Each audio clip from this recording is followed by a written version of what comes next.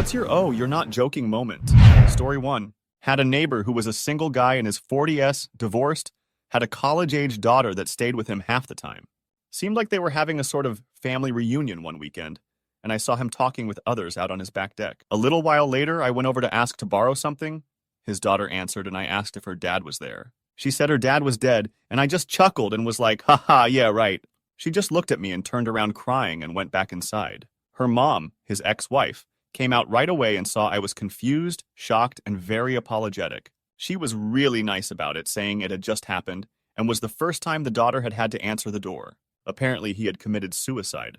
I obviously felt so terrible, apologized profusely. I thought for sure I had just seen him, and the way the daughter had announced it seemed almost lighthearted. Turns out who I saw on the back deck was his brother, who looked a lot like him, and all the family was there for the funeral. Story 2. I work at a hotel. We have this regular who comes, but usually makes reservations ahead of time, and she has her favorite room she tries to get. Well, one day she walked in, asking for a room. I had rooms available, but not the one she wanted, and she replied, "Oh, call the guests in that room and tell them to move out so I can have it." I seriously thought that was a joke, and I played along, saying, "I'll get right on that," as I was getting her info in the computer. All of a sudden, she said, "Aren't you going to call them?" "Call who?" "Those guests in that room so I can have it." "Oh, you really weren't joking." I told her that we don't do that. If she wanted that room, she needed to call ahead. "I have a room. I know it's not your preferred room, but it's all I've got, and you can take it or leave it, but I'm not moving a guest out." She seemed almost taken aback by that, but I told her that if she didn't take the room I had, she wouldn't get anything. She calls ahead now, but I was mortified and shocked she actually tried this stunt and actually meant it. Story 3. Working in a catalog store in the UK. You pick from the catalog, we bring it out from the warehouse. Lady comes in and orders the single largest thing we keep in store. A shed. Not a particularly big shed as sheds go, but still a shed. "Okay, madam, if you give me your vehicle's registration number, I'll tell the security guys to let you round the back of the store. Park in Bay 5 and we'll load it for you." "What are you talking about?" "You have to park around back so we can load it into your vehicle." "I don't have a vehicle." "Oh, well, we have the numbers for some white van men and taxi services if you'd like to." "No, just bring it up. Keith can carry it." She indicates a portly man of around 50 across the room. He waves. "Madam, it is a asterisk building asterisk. With all due respect to your husband, he absolutely cannot carry it by himself." She started getting angry. Demanded that we bring the shed out to her. We did so. It took 3 guys to even lift it. We got it into the lift diagonally, though it trapped a man behind it, and when it came up, she said, "What on earth is that?" "That's your shed, madam." "My Keith can't carry that." "Yeah, no cow. Would you like me to call a van service for you?" She actually just got a refund and left. Story 4. I had a friend with a very dry sense of humor. One morning, several years ago, he texted something to our group text like XX555TT4 extursif. Presumably a butt dial text, right? And then a little while later texted, "Sry, I had a stroke," which is exactly the kind of joke he would have made to apologize for the ridiculous text. So I said, "No worries, just lay off the sauce while you're at work."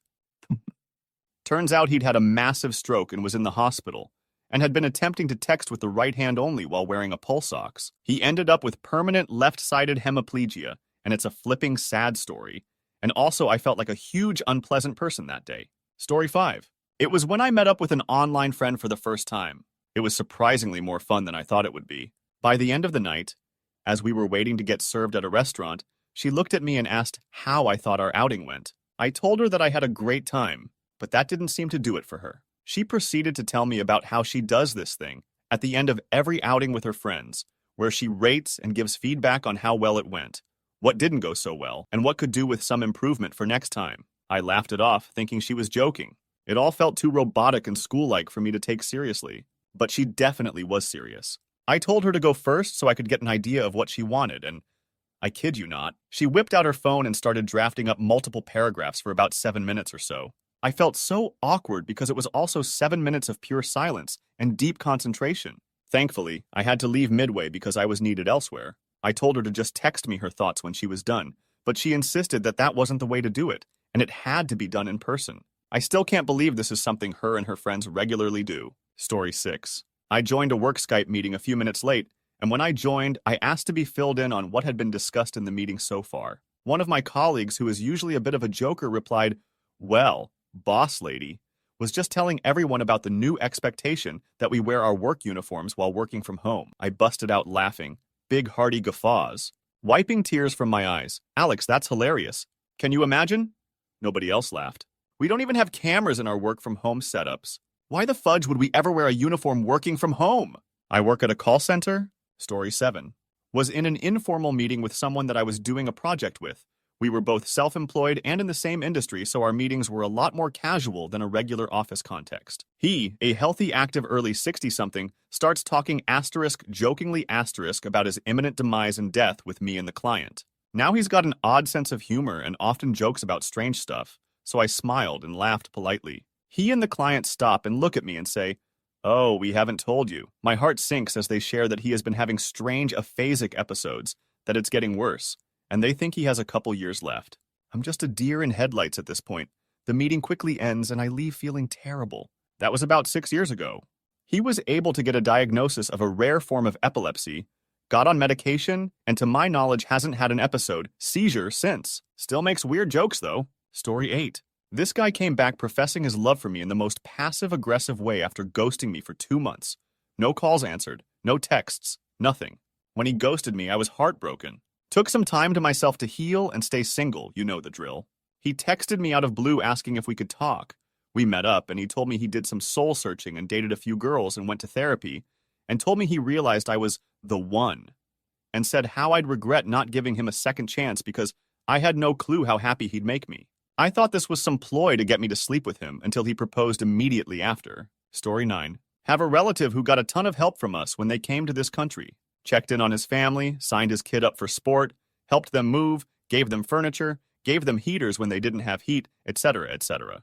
My pregnant wife was assembling his dad's bed while he was at work. Once he got on his feet and found some friends, he ghosted me. No call, no text, missed my kids' birthdays, not even an invite for a cup of tea. Recently got a call from him trying to sell me a car. That segued into talking about how he wants to move to another city. I'm wondering where he's going to get the money to do it, but overall, like, haha, yeah, I heard it's nice. That turned into wanting the down payment to be deposited into his account and/or a cosigner. Yeah, after politely declining for the sake of my father, I was told, "Okay, I won't keep you, bye." Edit. This got a lot of attention, and I'll add a little bit for context. The *1* time we genuinely needed him. His family had come over while he was still back home. A relative passed away suddenly, and there wasn't enough time to fly out for the funeral. Where we are from, you can't get anything done without a man. A woman just won't be dealt with by key people who are needed, which sucks. He was the closest male relative who could have assisted, was expressly asked to do so, and completely flaked. Just came to the after party and ate the food. That was probably the catalyst that helped wake me up to how he truly was. Story 10. When I worked at a call center, I was a supervisor that was sent the escalation calls. I had one lady call in and was demanding a return label from us. Usually no problem, but I couldn't find her in the system. I asked for all of the information needed to find an order, and then some, but still nothing. Finally, after 20 minutes of back and forth, I asked her for the return address on her box. She said it said an address and said, "It says Amazon on here for some reason." I laughed. We were not Amazon, and said that it would be weird since we're not Amazon. Dead silence. What do you mean you're not Amazon? It doesn't matter anyway since you guys sell the same item. Just send me a return label and give me my money back. Ma'am, that's not how any of this works. Quay a huge hissy fit, followed by an abrupt hang-up. I still can't believe people are out there, living amongst us who do stuff like this with their full chest. Story 11. Tangentially mine. The other day, while sitting at a table outside the Sunset Grill, with advertising for their famous all-day breakfast plastered up the front of the building, an older couple comes up to the host stand outside and asks for a table. The husband speaks up before they are sat and asks, "Do you guys do all-day breakfast?" The host immediately thinks he's just being a typical older gentleman trying to get a laugh. So she does, as anyone who survives off tips would, which was immediately met with a less than enthusiastic, "What's so funny?" while she tries to compose herself surrounded by signs saying, "Famous all-day breakfast." The wife just looked at him the entire time, asking if he even once looked around him at all today. Story 12.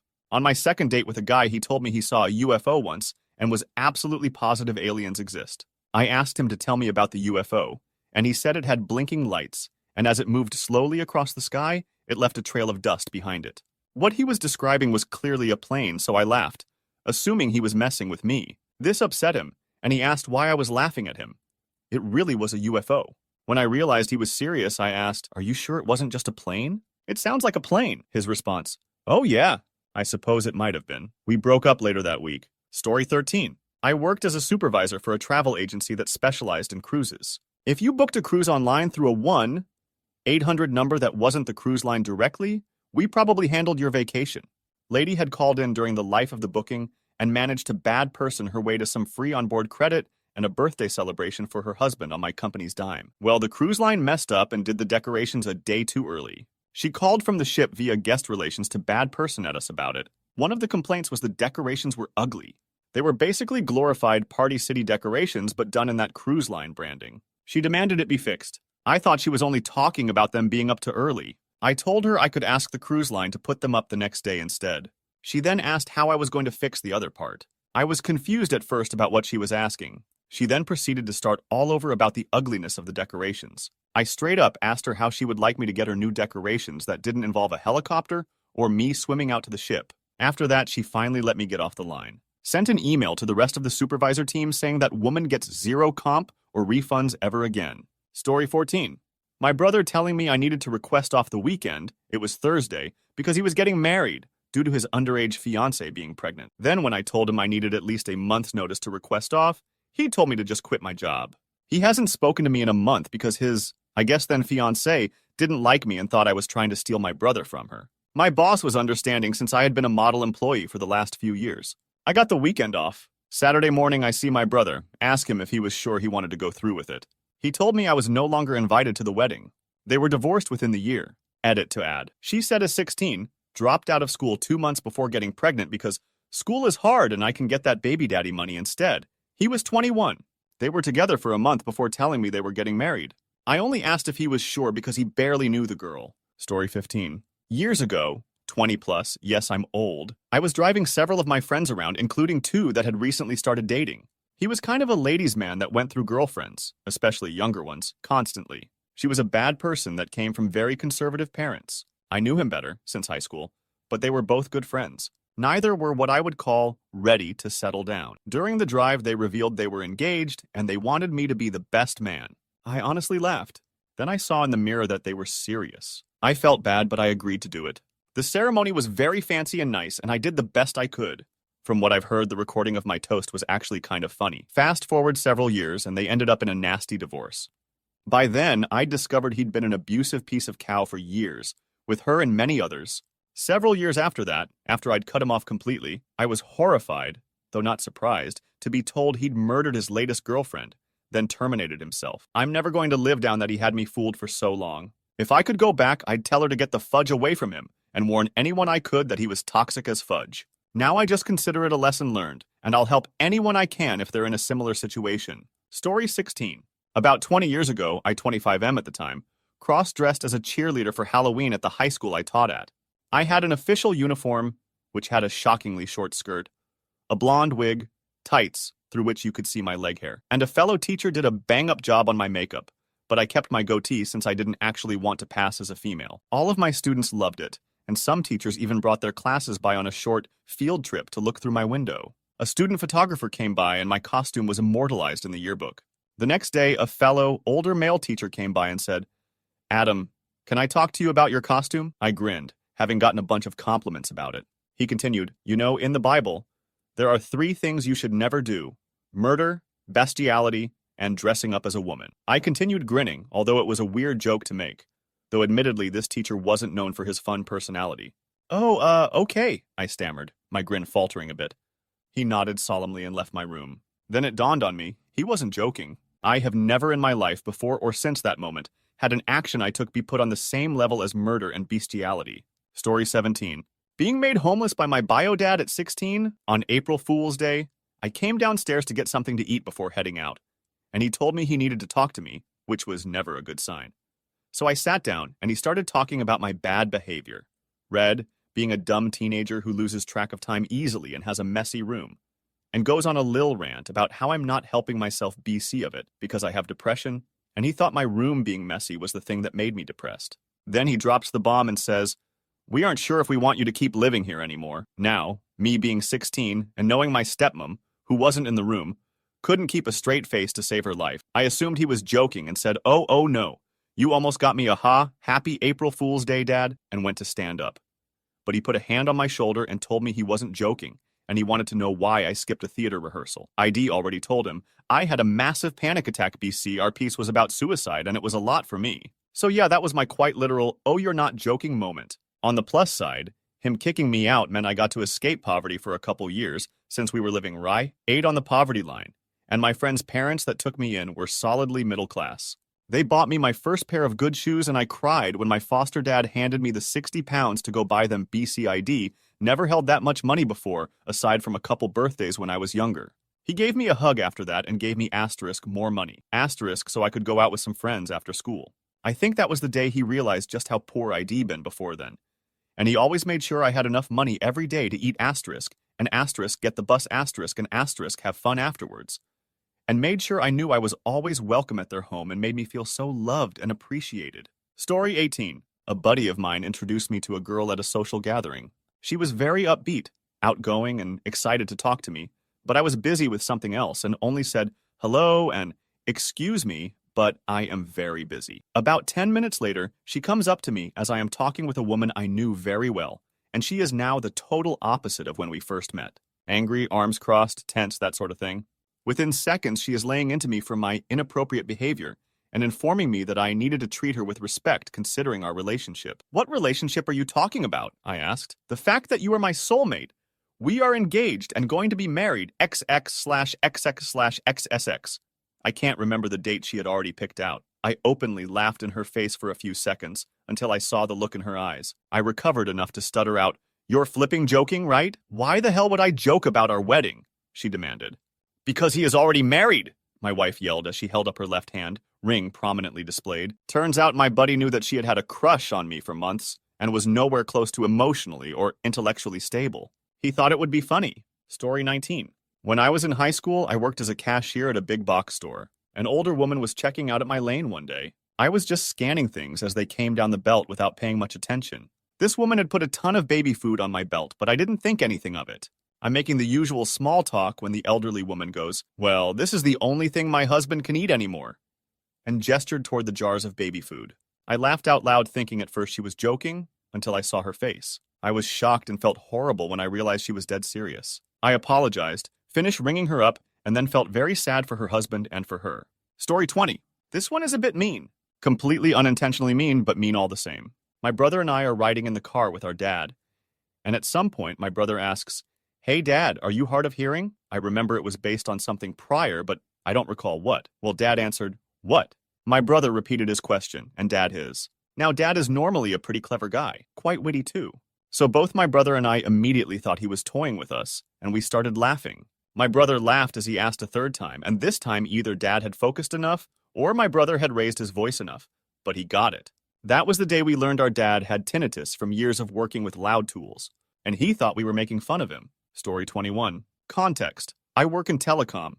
Memorizing measurements and clearances is very important for my job. I was 22 at the time this happened. My coworker doing my training was 51. My coworker is quizzing me on some basic training material and asks, "How far does A have to be from B?" I tell him, 1 foot. He looks at me and says, "That's wrong. It needs to be 12 inches away." I started laughing and jokingly said something along the line of, "Ha ha, you got me there," only to turn back to see him looking upset and confused. I asked him if he was good, and he said, "You're a month in, and this is very important. You shouldn't be getting this wrong. You have to be 12 inches away, not a foot." I stared at him in disbelief for at least 20 seconds trying to figure out if he was joking or not. He was not. Had to have a very awkward conversation afterwards where I explained that 12 inches and a foot were the same distance. This coworker was notorious for deflecting responsibility and refusing to admit when he was wrong. So he ended it with, "Well, I guess if you want to think of it that way." I've got a few more similar stories about the guy. Luckily, he wasn't my boss, just a coworker that got stuck training me for a while. He somehow lasted well over a year and a half after that, before getting fired back in April. By that time, I had been promoted and no longer worked in the same department as him. In a strange way, I do miss him sometimes. He certainly was a personality. Edit. For those saying, "Oh well, he may have been trying to be precise, and some measurements need decimals and whatever." These didn't. They are basic telecom clearance heights measured with a glorified yardstick. Just enjoy a story about a man being a dumbass without trying to be the smartest person in the room for once. Edit 2. He wasn't European either. Born and raised in America. Never even left the country on vacation. If there was a reasonable excuse for him to have said what he said, I wouldn't have posted it in this thread. But then again, most Redditors seem to be on about the same reading comprehension level as your average third grader, so I shouldn't be that surprised y'all cannot understand this. Story 22. A guy I worked with, one of the most straight-laced people who always had his cow together and was super against candy use. He was a relatively new hire, dressed to the nines, rose up the leadership structure very fast. Metrics off the charts, great person to work with. We worked with a bunch of younger folks, so the topic of marijuana use, Adderall, OxyContin, and the like would come up now and then. Or even alcohol. He didn't even like people talking about that in front of him. He was never a banana about it, would just leave the room. If you asked, he'd explain that he was just not into the whole candy scene. Anyway, one day the two of us got to talking in the parking lot as we were heading home for the night. I brought up something I was going to have to deal with when I got home. I don't remember what. There was a lot I was dealing with at the time. Anyway, he said something along the lines of, "Yeah, I went through something similar when I was homeless and addicted to meth, myself to get my fix." I laughed really loud. Because how funny that someone like him would even say such a thing. His teeth were perfect after all. He had the most dejected and hurt look on his face. He had just confided something in me and was being very serious. And I laughed in his face. I apologized and we're still good friends even after I left the company. But I'll never forget this interaction. I also realized that his teeth were actually *2* perfect. And now I think they probably aren't his real teeth. Story 23. During the height of COVID, I needed a new health card, but they weren't accepting people to come get their picture taken. So the person on the phone from the government sent me a blank card, no photo with my info on it. A year later, I went to the government office to get my photo taken and issued a new health card. Woman at the government office looks at the health card, taps the place where my picture should be on the card. "This isn't you." Me. "Haha, yeah, I know." Her. Sarcastically. "Are you over 80? Me. Lol. Asterisk starts getting out my identification papers. Im 40 asterisk her. I said this isn't you. Turns out she had never seen a health card like that from a Canadian citizen like myself at my age before. Her coworker looked at the health card and back at me like, "Are you printing these out of your garage?" She called someone on the phone. "Yeah." She says she got it on the phone from the government. "Yeah, I don't know what this is. Who she says she is." Then she eyes my official employment IDs from a college I work for. Basically, they made me go to another office where the person there had to wait on a phone for 20 minutes to figure out I'm a legit person, which felt very Kafkaesque. Story 24. My ex, who was not the sharpest cookie on the tree, trying to save atheist agnostic former Catholic me. He was raised going to Catholic church, but not actually in the tradition of that church. He had converted to some sect of Ozark Mountain Baptist, and that's what he was trying to proselytize at me. So he says to me that now that he knows the truth, he doesn't understand why everyone doesn't understand it. Because it's so simple. Which truth is that, pray tell? Well, even Jesus' very own best friend was a Baptist. So Jesus wants everyone to be Baptists. Wait, what? Who? John! John was a Baptist! No, I think they call him that because he was John the Baptizer. Right! He was John the Baptist! Jesus wants everybody to be a Baptist like his best friend. I just kind of stood there with my mouth hanging open until my friend gently closed it and led me away. Story 25. I have a friend classmate that's a bit of a compulsive liar who would make up outrageous stuff, stemming from a habit of CYA due to strict parents growing up. For example, a Lambo tried to race me when the dude didn't even have his own car and his parents rarely let him drive their Corolla. But he's good people otherwise, so I've learned early on in our friendship to take things he said with a grain of salt. Then one day he says he inherited his grandfather's GTO and needed me to help him drive it home since I knew how to drive stick, and he didn't. Although I knew his grandpa had one, I laughed it off until he FaceTimed me at his grandpa's house, holding the keys to an almost museum-quality red 1967 Pontiac GTO convertible in the garage. Sure, I needed to make some minor repairs to get it to work since we estimated it's been a few years, but it ran good after that. He initially was thinking about selling it, but he wanted to take it when we hung out over the next few weeks, and I also helped him find a driving school that was able to teach stick. We both agreed that a proper school was better than grinding the gears of a classic car, not to mention the only other friend he knew that drove stick didn't want to gamble with his then-new 2011 Camaro. I even begged my boss for overtime to afford it since he wanted a dirt-cheap price and I was only $2,000 short. But my friend's uncle talked him into selling it to him. I've always wanted a GTO since. Story 26. I've had a substance abuse issue since I was a teenager. My boss knows about it because I've worked for her for almost 7 years and have been in and out of rehab. She's been great to make sure I still have a job every time I come back. It makes me miserable all the time, so she decided to make light of it one day a couple years ago, so we started joking around about it. If I was a few minutes late, she'd ask me if she needed to kick my dealer's peach for taking so long to get my pills to me. If I clumsily did something, she'd ask if it's because I was high or because I needed to get high. It really helped me feel more comfortable and stay honest with her when I'm struggling. So one day I came in after going on a huge binge, and because I'd gotten so messed up, I didn't realize I'd missed a shift. Straight up no call, no show, the only time I've done that. She approached me with a wicked glare on her face and told me if I didn't get my peach into rehab and take it seriously this time, she was going to fire me. I laughed at first, but it didn't take any more than 2 seconds to realize she wasn't playing. I was in rehab for a month and stayed clean for 5 months after that. Story 27. Warning, wordy with very little payoff. I used to be a cameraman for a news network. One summer, we had a 3-day-long production shooting a sports event. At the end of the first day, US tech crew had to tear down the set and prep for day 2 while the producers got to leave. I had some history with one of those producers, and they had made it very clear to me in the past that they do not like working with me. At the time, it was due to inexperience. Once we were done prepping for the next day, we began walking back to the parking lot, but a golf cart driver offered to drive us. On the way back, we passed that one producer who was still walking. I didn't see it then. It was dark out. A few minutes, I received a call from the producer who didn't like me. Producer, minivan. Did you just get a ride on a golf cart? Me. Ha, yeah. Asterisk, silence, asterisk, me. Are you still walking? They are probably heading back your way if you need a ride, producer. I can't believe you said, ha, me. I know, right? But hey, walking is good exercise, producer. I can't believe you right now. Me, oh. Are you being serious or joking right now, producer? Asterisk, click, asterisk. They were dead serious. I tried to call back, no answer. Left a voicemail, sent a text. No response. I saw them the next day and I went to apologize. Me, I'm really sorry. I really didn't mean to upset you. I was just kidding around, producer. I can't talk to you right now. Grabs clipboard, walks away. And then I had to walk on eggshells around this person for the duration of a heavily sponsored live TV production. In a weird twist of fate, the producer tripped over a cable during a commercial break and was barreling towards my camera. I stepped in and caught them before they face planted. I received the most reluctant thank you of my life afterwards. Story 28. I used to deliver pizza. People all the time would be like, oh, you took more than 45 minutes? I can have this for free, right? I think most of the time they were joking, but also half hoping I would say yes. Anyway, we were a small family-owned pizzeria and didn't do that. One day it was super busy and I took a few deliveries at the same time. One of the deliveries was farther than I thought we even delivered. Since it was so far out, I went to that one last. It was a hotel. Hotels and apartments usually sucked trying to find where to deliver. So I tried calling and this guy didn't answer. Finally, I got directions to the guy from the front desk. This tacked on probably an extra 10 minutes at least.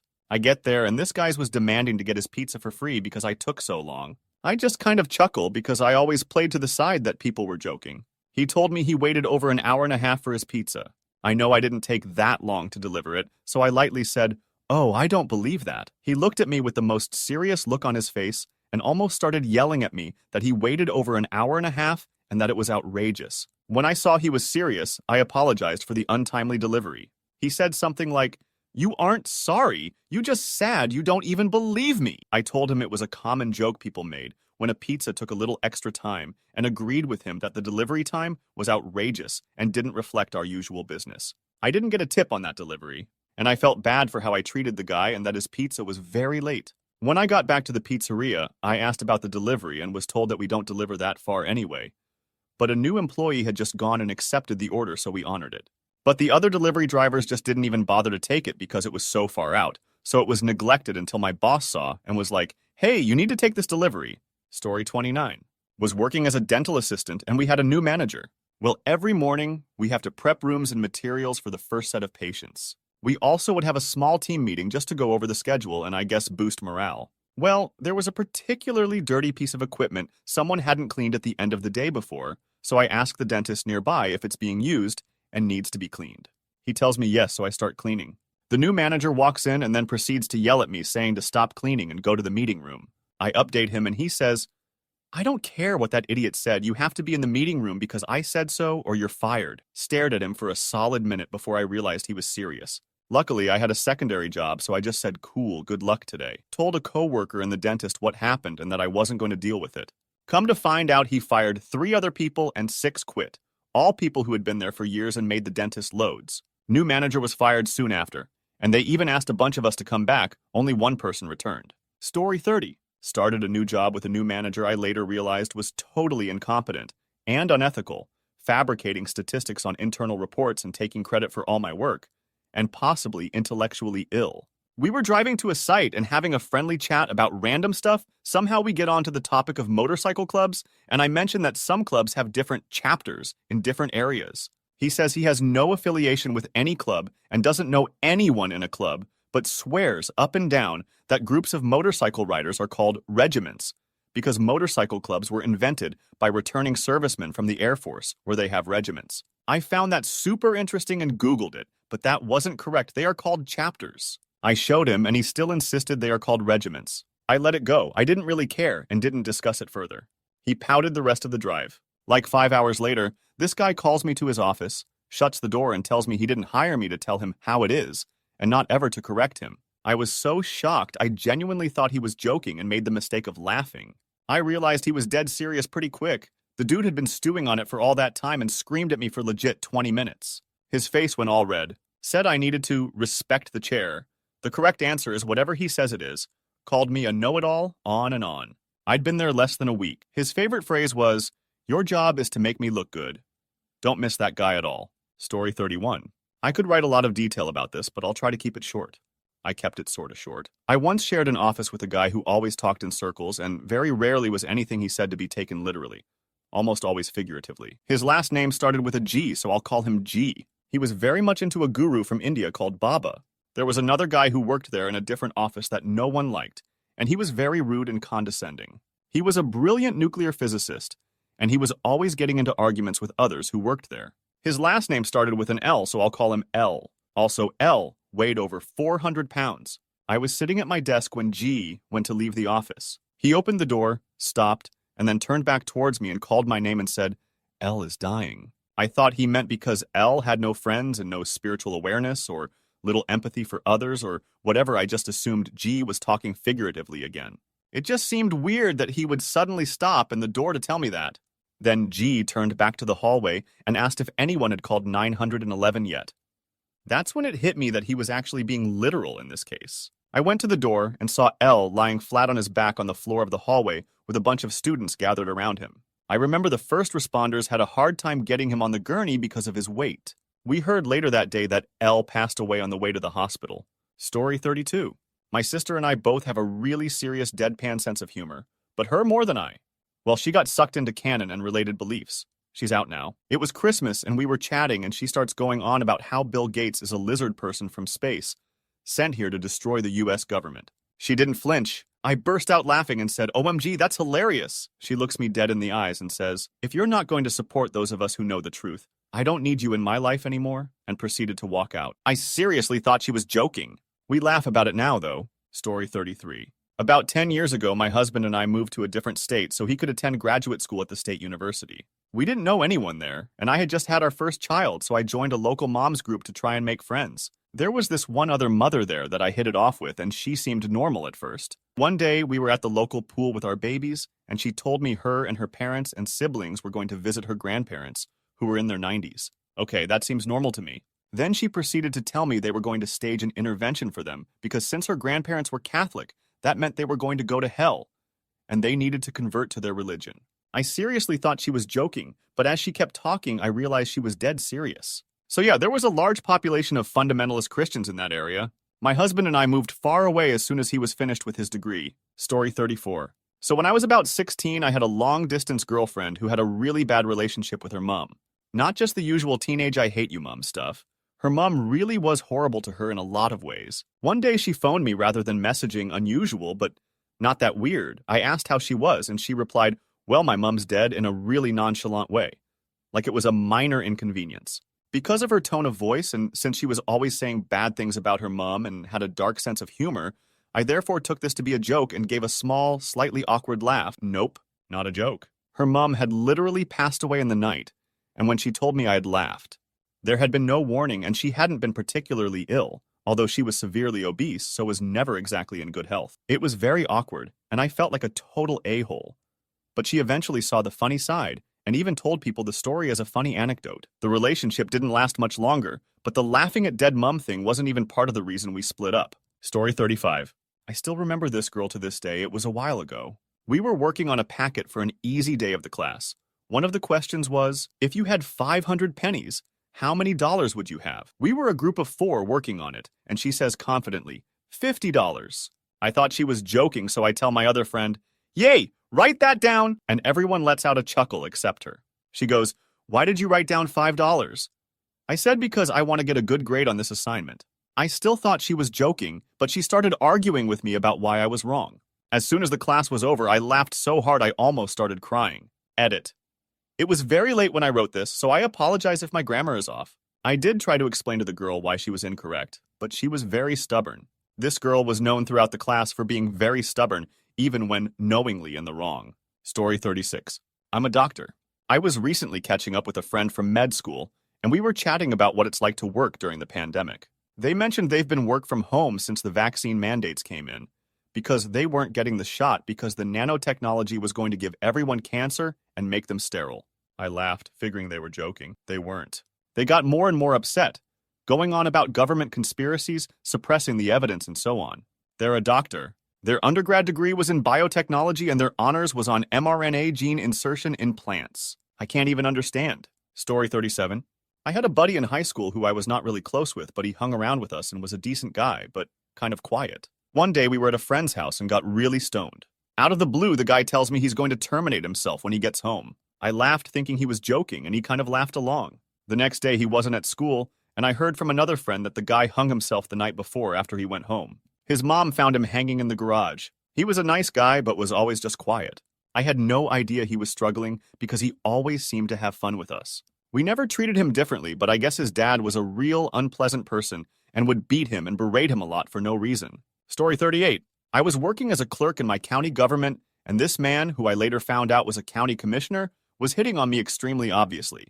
Like he straight up said, "It's 9 inches, by the way," in the middle of a sentence. Then he basically told me that we should hang out and suggested that he could get me a better job in the government if I gave him a BJ. I thought maybe naively that it was an extremely poor, inappropriate, gross attempt at flirting, but no. He was 100% serious, gave me his number, and told me to think about it. What really pissed me off, though, was I talked to a supervisor about his behavior, and she was basically like, "Oh, he's like that sometimes," and wouldn't get someone to cover for me the next time this guy came in. He wanted for me to be available and let people go ahead of him. Story 39. Met a half-Thai Aussie girl off Tinder. 2 days of talking, and she invites me over late night for some fun. I arrive, notice there is more than one car in the driveway. Turns out she still lives with her parents. She takes me into her room and immediately gets into it. I asked if her parents would hear, and she said, "Yeah, but they don't mind. We are really open." My second brain took over, and I just went for it. And after the act was finished, her Thai mum came in with some coconut water and said, "You must be tired. Drink this." I said thanks, but no thanks, and got out of there so quick. I often think about if it was just her being super nice and her family oddly progressive, or I dodged a drugging. Story 40. I had an ex-landlord send me an eviction notice to my door from some law office. This is after I terminated my lease for cause because said landlord kept entering my apartment without notice and for no reason other than to wander around. I documented several requests not to enter, recorded several videos of them entering anyway, and terminated my lease. I got a second notice from them with a request for $7,000. So I called the law office and was like, "How many videos of this slimy bad person creeping around my apartment will it take to make this go away?" They said they'd deal with it. Sick fudge probably going through my panty drawer trying them on and cow. Like, bro, they ain't gonna fit you, cause we the same size and the woman I stole them from was much, much smaller. Story 41. I worked retail security for a few years, and one night me and my partner get a call about 2 people boning in the bathroom. We head over there right as they come out. As they leave, my partner tells them to leave and not come back. And the girl says, "Okay, check out our OnlyFans to see the thing we just did in your bathroom." We head back to the office to write it up, and I'm like, "Man, that was wild. I got the impression she was talking to you and not us." And this dude says, "Yeah, that was my ex-girlfriend." I start laughing, and he just turns and looks at me with a dead serious face. Yep, it was his ex. He shows me picture of them together, and everything lol was a pretty wild occurrence. Story 42. In my early 20s, my best friend bought his first house with some help from his parents, and myself and one other buddy moved in to help with the mortgage. A year and a half later, the 2 of them were involved in a drunk driving accident, and unfortunately both passed away. 3 days after the accident, while I'm still in shock and living in a house with all their stuff, A guy from our friend group shows up unannounced and says, "I'm here for dead best friend's computer." I'm obviously confused, and he says, "Yeah, his mom said I can have it." So I call her, and she's just sobbing. She tells me that this guy called her up, explained that her dead son owed him $150 that he borrowed, and asked if he could just have his computer instead. It took every ounce of restraint I had to not punch him in the flipping face. Story 42. Okay, so this is a long one. When I was in high school, beginning my senior year, I, at the time 17F, had a friend group with 3 guys and 2 other girls. For reasons, we'll call the guys Brent 17, Darren 17, and Gordon 14, and the girls will be Lizzie 17 and Pam 17. So me, Pam, Brent, Darren, and Gordon would all ride to school together almost every morning in Brent's car. We would hang out outside of school all the time.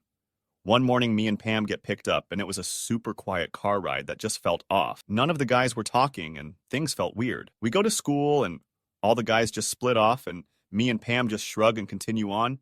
Well, at the end of the day, we go to meet up with them like usual, to find out they all left without telling us, which was also weird. The next day, Lizzie calls to tell me that Gordon murdered his mom, and Darren and Brent helped stage a break-in to cover it. And I laughed at her and said, "Good one," and hung up the phone. I then proceed to go onto Snapchat and am scrolling through news stories to see the front page of one has Gordon on it with the title, "Blank County Kid Murders Mom Over Grades." My heart dropped and my mind went blank. I couldn't believe it. Elle didn't know what to do or say. It just felt so fake. I was just with them. How could this be?